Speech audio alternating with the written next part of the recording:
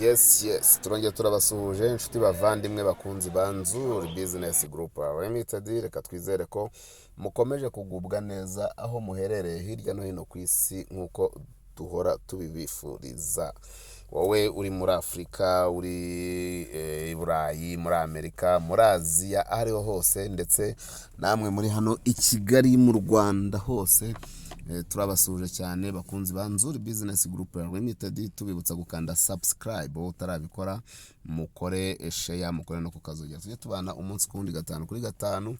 Iyi ni kampani yanyu ibagezaho imitungo itimukanwa, yaba igurishwa cyangwa se ikodeshwa, ari nako kandi tubasha kuyibamanagingira, tukabafasha kuyibyaza umusaruro mu byo twita property management. Si ibyo gusa kuko tubashakira ibyangombwa byo kubaka, gusana, kandi tukanabubakira neza cyane cyane inzu z'akataraboneka nk'izi ngizi kandi zitaguhenze. Rero nk'uko muri kubona ku maskrini yanyu, turi kubagezaho inzu nziza cyane. Ni inzu ebyiri ziteye kimwe, ziri mu bibanza bitandukanye. Buri nzu ikaba ifite ibyumba bitandatu binini byo kuryamamo, ikagira dushe na tuwarete esheshatu, hanyuma ikagira salon ebyiri, ikagira cuisine na stock, ikagira rooftop nini cyane nziza ifite view y'imbere n'inyuma, aho ba ureba ahantu hose wifuza kureba, ikagira parking na jardin bihagije, ikagira kandi n'ama annex. Ni inzu nziza cyane y'akataraboneka, ni inzu nziza cyane ifite ama air condition cyangwa se air condition cyangwa se climatiseur mu rurimi rw'igifaransa. Ni inzu mbese nziza nshyashya, yubatse mu buryo bugezweho, yubakishije ibikoresho bigezweho. Ni inzu iri hano mu mujyi wa Kigali rwagati mu karere ka Gasabo, ahantu hakunzwe cyane mu rwego rwo hejuru. Uvuze yuko ubu ariyo quartier iyoboye mu mujyi wa Kigali, ntabwo waba wibeshye, ntabwo waba ugiye kure y'ukuri. Iyi nzu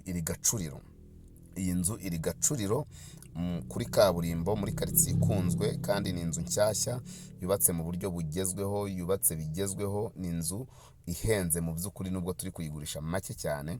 Nta yandi rero, irashaka miliyoni 480 zonyine, miliyoni 480 z'amanyarwanda gusa, nicyo giciro cy'iyi nzu. Iyi nzu rero nyabuneka turakurarikira kuyisura, ukayigura. Ni ahantu heza watuza umuryango, ni ahantu heza ho kurerera, ni ahantu heza ha business.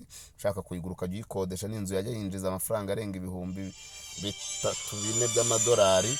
Ni inzu y'akataraboneka. Iyi nzu rero ndakurarikira kuyisura ukayigura. Inzu y'ibyumba bitandatu, dushe na toilette esheshatu, sale ebyiri, cuisine, stock, parking na jardin. Inzu ifite climatiseur, air condition yose. Inzu iri kuri kaburimbo Gacuriro, miliyoni 480 n'amafaranga make cyane. Yes, rero iyi nzu wayikunze, waduhamagara kuri 0788386797 cyangwa se 0781123012. Si ibyo gusa rero, ushobora no kudusanga ku zindi mbuga nkoranyambaga zacu, Instagram, Facebook page, Twitter cyangwa se X. Hose twitwa Nzuri Market. Nyabuneka iyi nzu ntigucike, ni karibu cyane.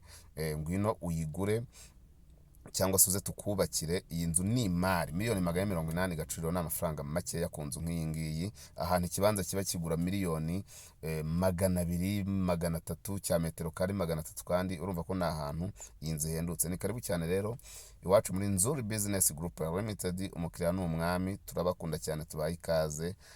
Ciao.